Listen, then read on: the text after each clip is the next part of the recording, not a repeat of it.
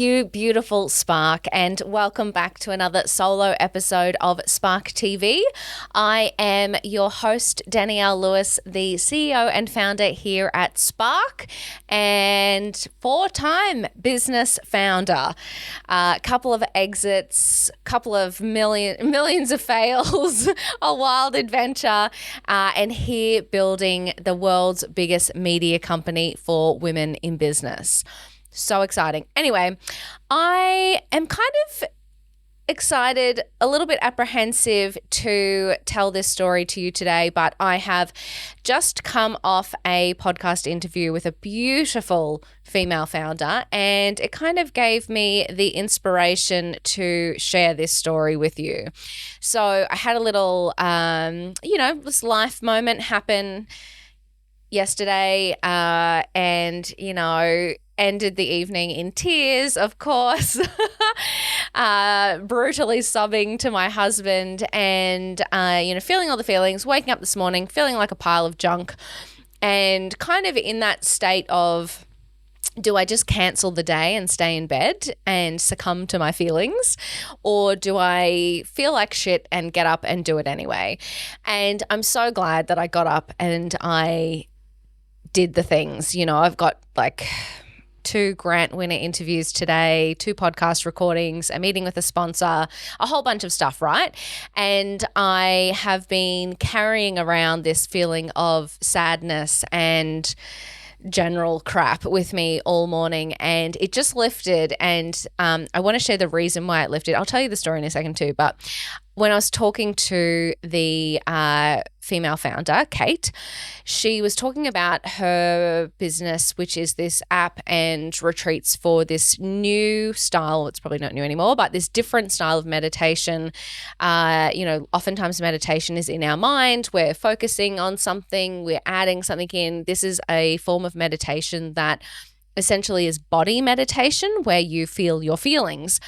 And it was really funny because I shared with her that I was feeling my feelings and, trying to show up anyway, and that I was really interested in this new form of meditation because, like wild, I'm like, that's how I want to spend my afternoon today, is feeling these feelings to make them go away. And when I told her that I was feeling like crap, and then she started talking and we were having a conversation, I actually instantly felt better. Like the sadness and the crapness kind of melted away. And I was like, oh, maybe there's actually just power in saying the words and letting other people know what you're going through. Perhaps, selfishly for myself to feel a little bit better. But perhaps there's a lesson in it for other people as well. And so I thought, why not jump on a bloody solo episode of the podcast and share the story? In the event that it either is a lesson in the story itself, or it's a lesson to you that you can, share what you're going through with somebody else, and perhaps that will lighten the load. But I think the real thing I want you to take away from this podcast episode is that it doesn't matter what happens to you. I don't want you to bloody give up. Things will derail you, family things, personal things, business things. Life isn't perfect and shit is going to happen. And I just don't want you to let any of that get in the way of your dreams. So anyway,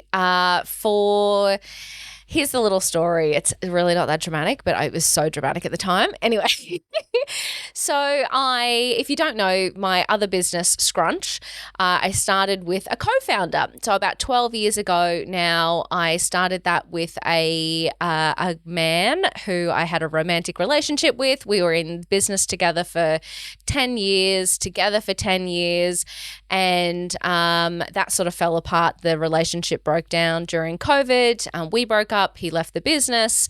All fine. But, anyway, so he did have some mental health struggles and unfortunately took his own life in 2022. And, unraveling another person from your business, even when they're still alive, is challenging, let alone when you're dealing with their estate. And so, that has been a really long, drawn out, traumatic, emotional process in and of itself. But anyway, I get this text message yesterday from the Department of, Queensland recoveries, penalties, da-da-da-da. And I was like, oh my God. I knew exactly what it was about, but I was like, surely not, surely not. So I called them straight away to find out what the issue was. And essentially, he had racked up over $6,000 worth of vehicle infringements between 2019, 2020, and had been on a payment plan. And obviously when he passed away, that payment plan stopped. And he only got halfway through. So $3,000 worth of fines still owing. And they've been trying to contact him, obviously unsuccessfully. And the car that he incurred those infringements in was of course registered to the business. So that is now on me as the sole director of that business to pay out those fines, to pay out $3,000 worth of fines. And firstly, let me tell you this. I'm an adult. I should have, at the time, been more aware. I'm a business owner, I'm a director of this company, and I should have transferred those fines into his name. I should have, he ended up taking the car in the breakup, and I should have transferred that into his name. There are many things that, Danielle, as an adult, as a business owner, 10 years in, should have done. Totally my fault. However, receiving the phone call and, being liable for $3,000 worth of fines at a really, and it's really bad, because they've been chasing it for years, it's almost 6 years old. It had kind of gotten to that we will be repossessing the car and we'll be doing this and we'll be doing that. And I was just like, I just had that moment of how is this still going? How am I still paying thousands of dollars to unravel myself from this situation that I was in? And I got really upset. And because I'd actually earlier that day had a good milestone, and it really derailed me. I was really every fucking time I get ahead, something like this comes, resurfaces. And I was so upset. I was just so upset. And it really did, I really wanted to give up. I wanted to quit on the day and on my dreams. And of course, I'm very, very lucky. I have a very supportive husband who understands the whole backstory and has supported me unconditionally through that process and through building my dream here at Spark. And, he's absolutely incredible. And, and he had words of wisdom as well. He's but how cool that a problem arises and you're girl bossing that shit, no problems, you can handle it, you've got cash, all hunky-dory. But when you're emotional and irrational and you're blah, blah, blah, blah.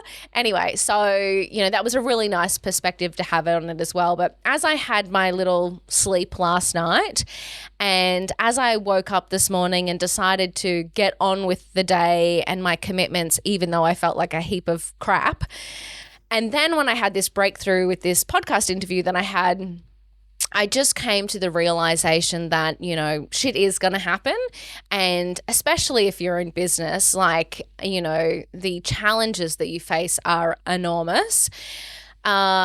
And they will happen. There is no path that you could take where there won't be problems. I talk to people who are infinitely more successful than I am, have the business of my dreams that I want to, they're at the place, and they're still dealing with giant challenges and bigger problems, So there is no path that you can take. There is no correct choice to make. Albeit, reflecting on choices I did make, I could have made better choices. There will be problems. So I just came to the realization today, and this is what I wanted to pass on to you, was that don't let anything stop you from living your dreams, whether it is building a business, whether it is, chasing a career, whether it is, quitting everything and sitting on a beach and reading a book, whatever it is for you. Don't let anything derail you. Shit's going to happen, and we're just going to go with it, and we're going to be a success anyway. I hope whatever life looks like for you, that brings a little spark and a little inspiration. And I love you, and it's going to be okay. And good on you for showing up for your business. I'll catch you in the next episode of Spark TV.